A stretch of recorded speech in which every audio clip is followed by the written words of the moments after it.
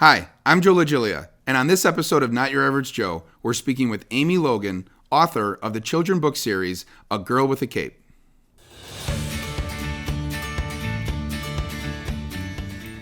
Hi, everyone, and welcome to another episode of Not Your Average Joe, powered by Mortgage Message. My name is Joe LaGilia, and today I'm joined with Amy Logan, author of A Girl with a Cape. Amy, welcome to the show. Hi, thanks so much for having me, Joe. I'm excited to be here. So excited, and we were just talking before we went live. There's so many people we know connected in the community, and I'm excited for you to get connected to more people in the community. That would be awesome. Yeah, so first, just to start out, kind of tell everybody who you are and what you're all about. Okay, well, my name is Amy Logan, and I am a children's book author. Well, first, my husband will be mad. I'm a wife. There you go. And a mother of two, but I write children's books, and I visit schools doing assemblies and preaching the power of our individual everyday kindnesses and how important that is. So exciting, and so much. That's such a great jump off to the interview, because so much of what we're going to talk about today is surrounding around that encouraging kindness in the community.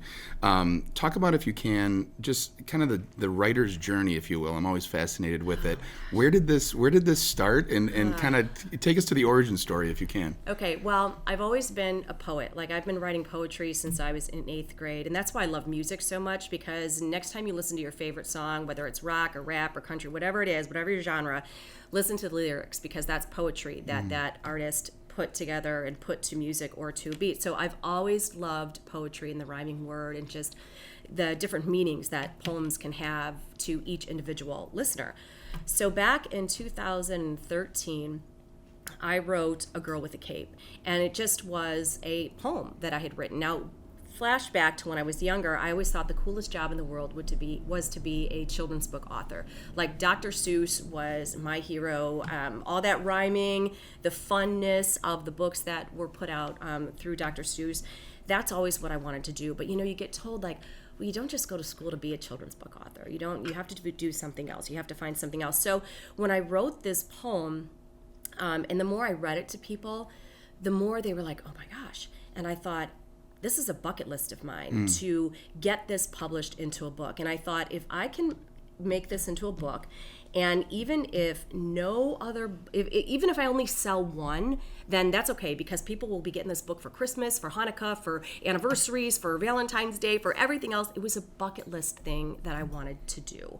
So that's kind of how it all started. And because of the network of people that I had from other jobs that I have done, and this is huge, the more of a network that you create, and with your honesty and authenticity, the more people that you have that will support what you're doing. I've had someone say to me before, as it relates to business, your network is your net worth. Yeah. So please continue. That's exactly right. And it's not about what others can do for you. It's about what you can do for other people. So through other businesses that I've had and other jobs that I've had, I created this amazing network of people that saw that I was trustworthy and genuine and authentic.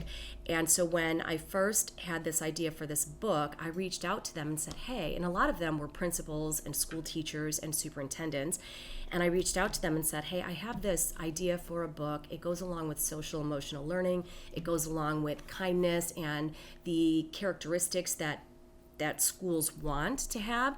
Would you be willing to have me in and to share this? So I kind of did the research ahead of time before putting the money in to print this book. And that was huge for me, because every single person said yes. And from then, it just kind of snowballed. And here we are, 7 books later. Wow. And I feel bad that I have so many author friends that they're like, I'm on book 15. I'm like, I'm on book 7. But it's still an amazing feeling that just kind of morphed into all these stepping stones. And I think what people don't realize is every part of your life is a stepping stone. You may not be exactly where you want to be in that moment, but that doesn't mean that you're going to stay there. It's a stepping stone to the next adventure that you're supposed to be on. I love it. I love the visual that you just gave there, as far as the journey and selling out to the journey, selling out to the long game, so to speak, realizing whatever you're going through in the moment can certainly be something that you needed to go through to have a future story to tell. Yes. So 7 books later, it's still amazing, because I think I've always said, and I'm speaking to myself, Amy, right now, that there's a story inside of all of us. Yeah. And I think there's a story to be written and to be shared. But you took that initial journey, that initial leap. Just in this moment of the interview, speaking to someone in the audience that's watching that feels that they're Amy from 2013, what encouraging word would you say to them to say, take that leap? If you don't do it now, you're never going to do it. You might as well do it. So I brought, just to show you. Yeah. I hope I brought it. Gosh, I'd like to be more prepared than what I am. So this is the book, Girl of the Cave. Love it. And it's so funny that, and this might be huge for some listeners. I have so many people that say, Amy, that's so cute. You wrote a book and you have a daughter. Is it about your daughter? Like, is it about how she's so super? And my daughter, she is really super. She's amazing. But I always feel bad saying, no, it's kind of about me. It's kind of like a autobiography minus some really fun college stories. But it's about how I was feeling that I was not big enough, powerful enough, popular enough, financially wealthy enough in order to have an impact. And what I realized through all of those stepping stones is that you don't have to be any of those things to have an impact. You are somebody's environment at every moment. My kids are not always happy with that I'm their environment, but you are always somebody's environment, and somebody needs to hear a kind word from you. And we're not always on the receiving end of that kind word. I could be walking through TJ Maxx, which I should be getting paid by TJ Maxx because I talk about them all the time, my favorite store. And I could see somebody, and I'm that weird person that will go up to them and say, oh my gosh, you look amazing in that outfit. Now in my head, I'm thinking, okay, did she get it on sale? Am I too old to wear something like that? All these thoughts are running through my head, but to me, again, that's no big deal. But what I don't know about that person who I'm giving the compliment to is maybe they're a single mother who's out for her first job interview, and she's never been told she looks pretty a day in her life. And for a complete stranger to go up to her and say how amazing she looks, she may walk a little bit taller, walk into that interview, and who knows if she's going to get that job, but there's something to be said about confidence. And I had no idea the impact that I might have had on somebody else. That's what this book and this message is all about. Wow, thank you for that answer. I mean, I think it totally encapsulates just the why behind you, why you did this, and the impact that you've already made. I mean, I kind of want to touch on that. First off, the whole direction of bringing kindness into the world. I think it's fair to say that this moment in history, we need it now more than ever. And I think that you being a beacon of that light is really important for us to lift up. And so from your perspective, in addition to kind of what you just shared, where does that come from for you? Where does that drive to share kindness, to share encouraging words, where does that come from? On a personal note, everybody is all anti-bully. And I hate that term, anti-bully, and I hate it's a strong word, but I am not anti-bully. I am pro-kindness, and there's a huge difference. But I would say that growing up, if somebody said, oh my gosh, Amy, were you bullied?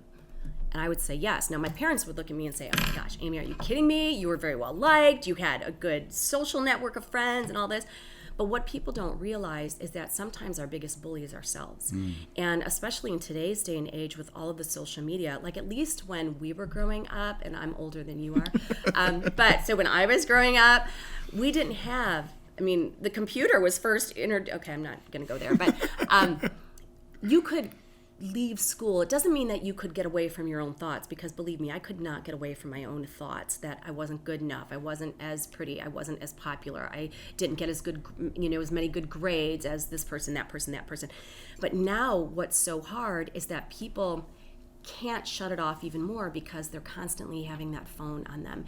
And it's not necessarily outright bullying from other people sometimes it is, like the cyberbullying, sometimes it is, but a lot of times it's that feeling of being left out, where I know my kids have seen pictures on different social media websites where friends have gone to play football together, or have gone to a party together, or have gone to wherever, and they didn't get the invite.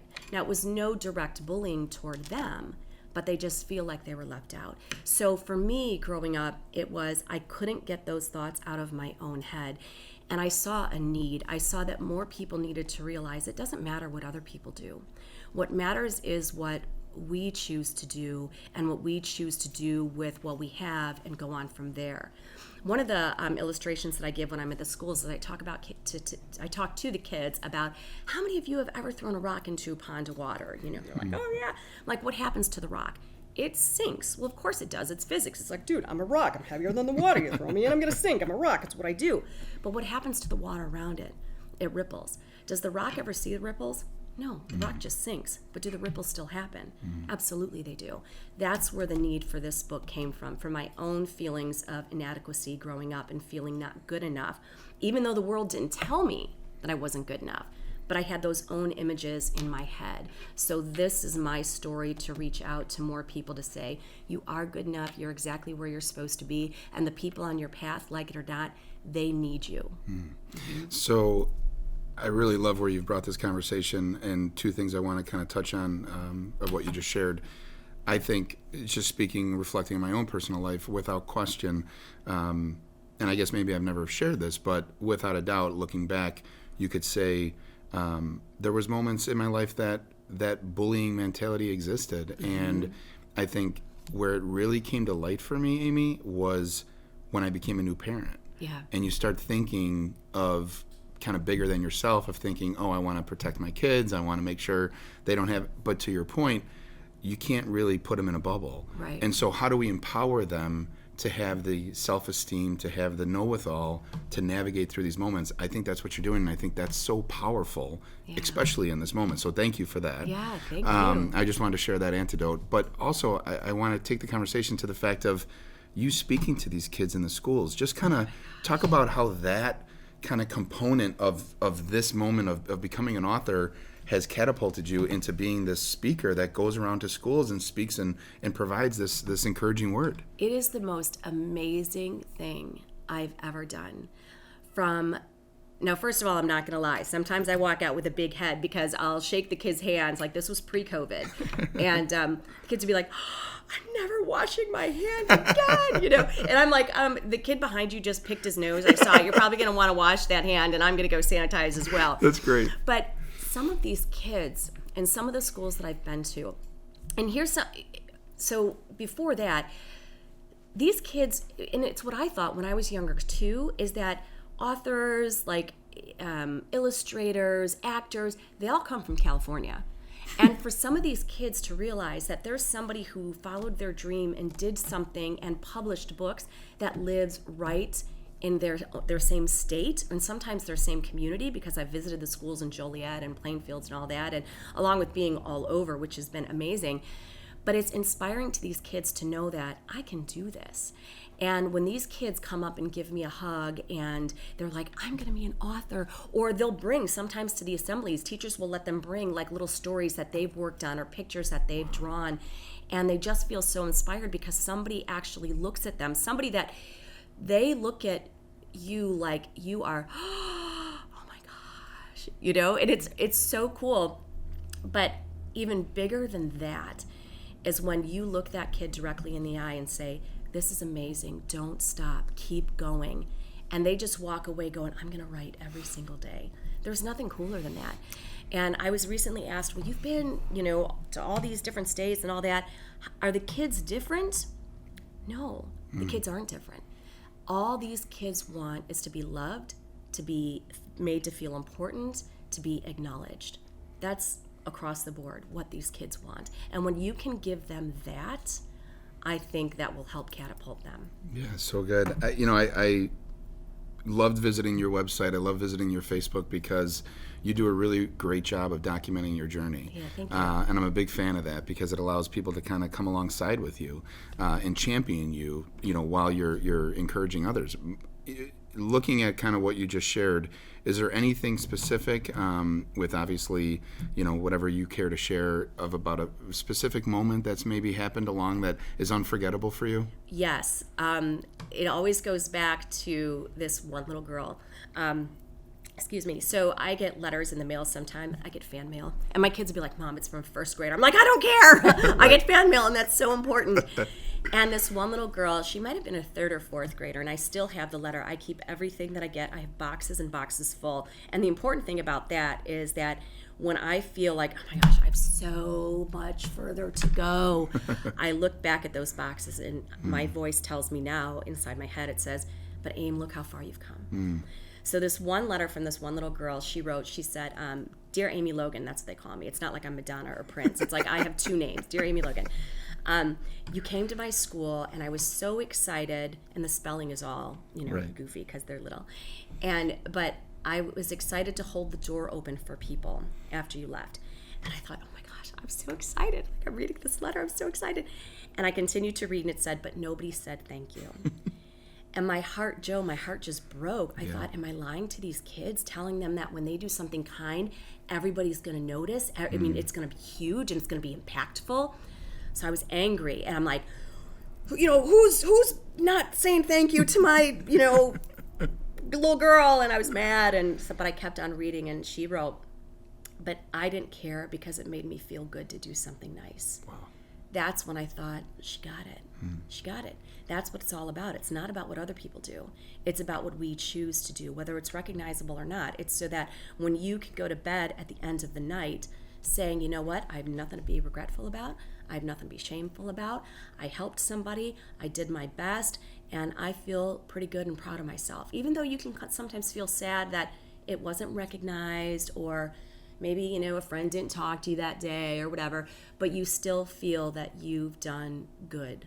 Yeah. And she got it. Well, I think as you're sharing that story, I'm thinking to myself that you're the stone, and one day we'll all know the ripple of that little girl. I hope so. Absolutely, absolutely. So. I was so excited to find out in meeting you that there's a incredible event that you are behind. Yes. And it's amazing that meeting you about the book and the author journey, not even realize that you're the founder of this event. So if you can, share with everybody the excitement of what you put on every year. Oh my gosh. So we founded this event. My husband and I co-founded. Well, I founded it, and he just hopped on board. Absolutely. Sorry, Vince. I'm going to throw him under the bus.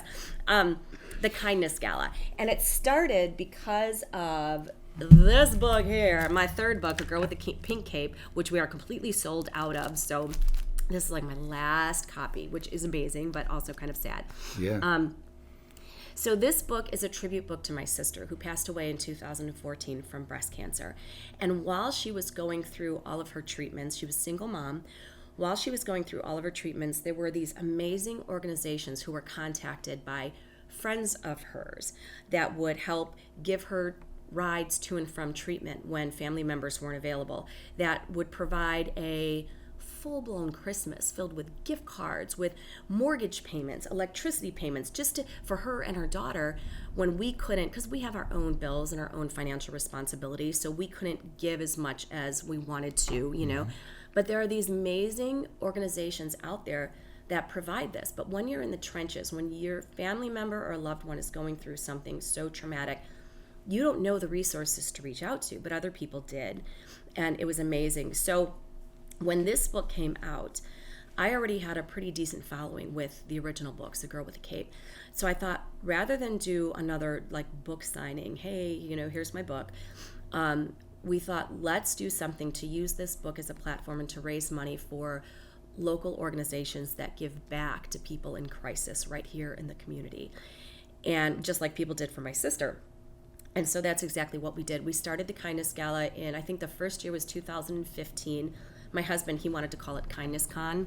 I'm like, no, we're not calling it Kindness Con. We're going to call it a gala because, and part of it, Joe, funny story, is that, excuse me, is that when we were discussing the idea about doing a gala, I said, you know what? Nobody's having galas anymore where we all get dressed up in tuxes and dresses, and it looks like the only place we went was Chili's, and It would look pretty silly if we would go to Chili's all decked out. And then I thought, well, maybe people are having these events. We're just not being invited to them. So I said, rather than play the victim, we're going to start our own Kindness Gala. And that's exactly what we did. So we started it in 2015 was the first one. We've done it. We didn't do it last year because of COVID. This year we did it. We sold out 240 tickets. Wow. And all of the profits that we receive after we pay the venue and pay for the event, all of the profits that we receive from this event, we split between the organizations that we honor. And they're not organizations that do research. I mean, research is needed. We need research to, help with, medicines and all of that. But more importantly, just like my sister, she needed help immediately. There are so many people in our community who are suffering with cancer, leukemia, maybe their house burnt down and they need immediate assistance right now. So that's what we do. We seek out organizations that are locally funded by, or they're started basically mom and pop organizations where they had a tragic event happen in their life. And they started this to honor their loved ones, same way we did this to honor my sister Michelle. And they're not being funded by big corporations. They're being funded by people in the community. So that's why we decided to start this. And every year we've raised thousands and thousands of dollars to give back. And it stays within, we've done Plainfield, Joliet, Tinley Park. We had a kid at this last gala. His name is Ryan. And this is the first kid that we've honored. He was 9 years old when he started the backpack project. He saw a need, and that's what it is. You see a need that I can fulfill this need. Driving downtown Chicago, saw homeless people and decided that he would go and collect used backpacks and fill them with mini shampoos and hairbrushes and granola bars and things like that and hand them out to people on the streets. He's 14 now. And he has his own organization called the Backpack Project. And so we honored him at the event as well. And we had him walk around with a backpack to all of the tables. And we just invited guests. If you want to stand up with 50 cents, $1, $5 or whatever, let's stuff the heck out of this kid's backpack. He walked away with $1,500 just from that alone. Wow. So future guest Ryan, we will have him on the show. He's amazing and just a cool kid. He came wearing a bow tie and a suit and very well spoken and fun to talk to. Yeah. Well, and I think, so much of the crux of this idea that we have here, as you are living, is to create awareness of stories so people can be inspired to find their opportunity to give back somewhere. Just like this young man Ryan did. So so exciting. I also I would be remiss if I didn't mention how great it is to be with a fellow cover story of the Plainfield Neighbors magazine. Yes. Shout out to Tracy Crow of Plainfield Neighbors. Oh my gosh. Just an amazing experience. I'm sure it was for you too. It's not even happened yet. Like I just did the interview and now they're going to send a photographer out and it'll be really, really fun. So I'm not sure when that is going to be the cover story, but it's in the works. It's such an amazing milestone. And just, again, it's a great story to highlight everything we shared today. Can't wait to see it in print. Yes. Amy, you obviously have embodied so much of being a superhero to many. And this story is one that we can't be more excited to share, but I have to ask the question in closing of the interview. Okay. Who is your hero? Oh my gosh. Well, first of all, my mom. I know that's a cliche answer, but truly my mom embodies kindness. And I think every nice bone that I have in my body comes from her. She's retired now. She was a labor and delivery nurse at Hinsdale Hospital for years and years and years and started some amazing programs there. She even started a program where when these women would give birth, and you feel with, you don't know, but your wife knows. Yes. You're just feeling like, but they would come in and do spa days with the moms, and my mom was one of the nurses that started that. So my mom had the most amazing bedside manner where she treated her patients with kindness and dignity. And, when all this technology and stuff, it came in, it was a lot of just note-taking. And that wasn't what my mom loved to do. She loved to be up close and personal with her patients. And that's how she is with everybody who's around her, whether you're a relative or not. She makes you feel like you are the most important person in the world. So I would have to say my mom truly is my hero. And if I can, still growing up, Joe, so if I can grow up to be half of the person that she is, it'll be amazing. Beautiful. Yeah. Yeah. Amy, I want to ask in closing also, you've impacted so many with your stories. What's next for Amy Logan, the author? What's not next?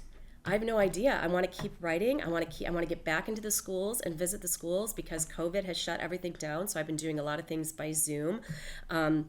I'm working part-time at a school right now just to be up close and personal with the kids, but it's different than what I've normally been doing. So I would love to put out more children's books and keep visiting these schools and having an impact. And I think that's what my mission is in life, is to remind people of how important they are. Thank you, Amy, for being a real community hero in our community. We really appreciate you for being here. I appreciate you for having me, Joe. Thank you so much. Absolutely. And thank you to our audience for tuning in to another episode of Not Your Average Joe, powered by Mortgage Message. We'll see you next week, everyone. Take care.